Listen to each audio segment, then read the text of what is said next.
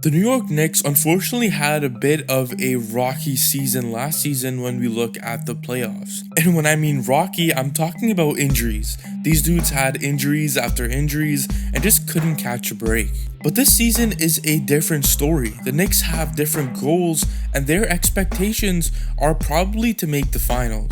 And well, in today's video, we're going to be breaking down the new additions of the New York Knicks and actually seeing if they can make the finals this season. And I'm also going to be breaking down a hot take at the end of the video, so make sure you guys stay till then. So first, we obviously have to talk about Jalen Brunson. This dude single-handedly saved the Knicks when we're talking about offensive load and his ability to actually produce. He's that type of guy you need on your roster, and you can't have him going down against the Pacers. Brunson was having an extraordinary season to the point where in the last 10 games of the season, the guy was averaging 38 points per game on 8 assists and 60% true shooting. The dude was on an absolute tear. And this insane play from Jalen Brunson caused him to get a lot of defensive attention. And I'm telling you, teams were double teaming him, which caused Brunson to have the 4th highest overall gravity. And this basically means how much defensive attention you can cause on the floor with the ball in your hands. And the good thing about having a higher gravity means that you could actually attract more defenders to in turn get more assists. But the kind of downside about this is that you're going to have to try 2 times harder to actually get a bucket, because in most cases, you're being double teamed. And the next player I'm going to be talking about, OG Anunoby, is a perfect player for when you're getting double teamed. His ability to knock down those corner 3-pointers is exactly what you need when you have a player like Jalen Brunson with all this offensive gravity. But the real thing that OG Anunoby provides for this team, and especially going forward in the playoffs, they're going to need him to play his elite defense that he's shown countless of times that he could actually play. And when we look at his matchup difficulty, OG Anunoby is 7th in the NBA. Every night he's guarding the best of the best defenders, and when we look at a player like Mikal Bridges that came in, he won't really have to guard the best defender on the floor. Rather, OG can be that type of player that's going to do all the dirty work on the floor, giving so much more space for Mikal Bridges to be an offensive player again.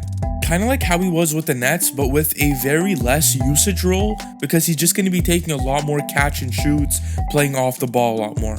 But let's talk about something else that Mikal Bridges provides to this team if he needs to provide it, and this is the defense. We know OG is going to go ahead and lock down the best player, but the second best player is going to have to deal with Mikal Bridges, because Mikal Bridges is one of the best perimeter isolation defenders in the entire NBA, and he's always had an A+ rating. And when we look at this image over here, it shows us that he continues to loom around the best of the best players, even in 2023 when we look at perimeter defense.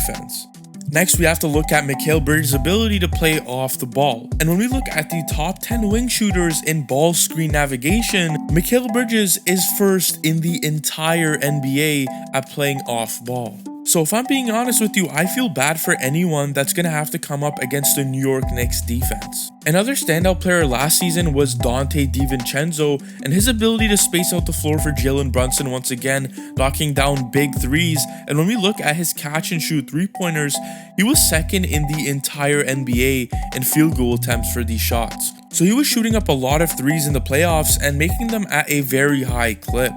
And while on the defensive end, he was an absolute dog. And when we look at his deflections, he was 6th in the entire NBA. And shout out to Mando for sponsoring today's video. Have you ever lifted a little bit too hard or just forgot to apply your daily deodorant and get hit by a truckload of body odor? Trust me, it's not good. And I have some personal experience, because whenever I play basketball, I make sure to go ahead and put on the Mando whole body deodorant. It just leaves me smelling good even after I play basketball. And trust me guys, you don't want to be that basketball player that's just known for smelling bad. You could even use this deodorant anywhere on your body, so it's kind of like a perfume if you think about it. And Mando's starter pack is perfect for new customers. It comes with a solid stick deodorant, cream tube deodorant, 2 free products of your choice like a mini body wash and a deodorant wipe, and free shipping. Are you kidding me? Luckily guys, I have a discount code that will help you get hooked on my favorite smelling whole body deodorant on the market. New customers get $5 off a starting pack with our exclusive codes. That equates to over 40% off your starter pack. use code MUVSY at shopmando.com. You also have Julius Randle and Mitchell Robinson coming back from injury. We know what these guys are capable of. Mitchell Robinson will give you that defense, and he will be that guy to stop players like Joel Embiid. Even that is going to be hard, stopping Joel Embiid, especially with him having Paul George now. And then Julius Randle can be that second option on this Knicks roster, the guy that goes out there and gets you those 30-point nights out of nowhere and gets you those rebounds that you need, and he needs to really lock in when it comes to the playoffs. But there's a young guy on the squad named Miles McBride, and I really think that with the departure of RJ Barrett and Emmanuel Quickley, this is his season to actually turn up. He played well in the playoffs last season, and I really think that his opportunity is much greater. So expect him doing that same thing that he did last season, knocking down those wide open three-pointers, alongside with a lot more dribbling and a lot more usage on the squad. But in the comment section, I want you guys to let me know what you guys think about this Knicks team. Do you think that they could actually be the best team in the East? And if not, just let me know. If you enjoyed, hit that like and hit that subscribe. I will catch you guys in the next one. My bold take is that the New York Knicks are going to have the best record, not just in the Eastern Conference, in the entire NBA.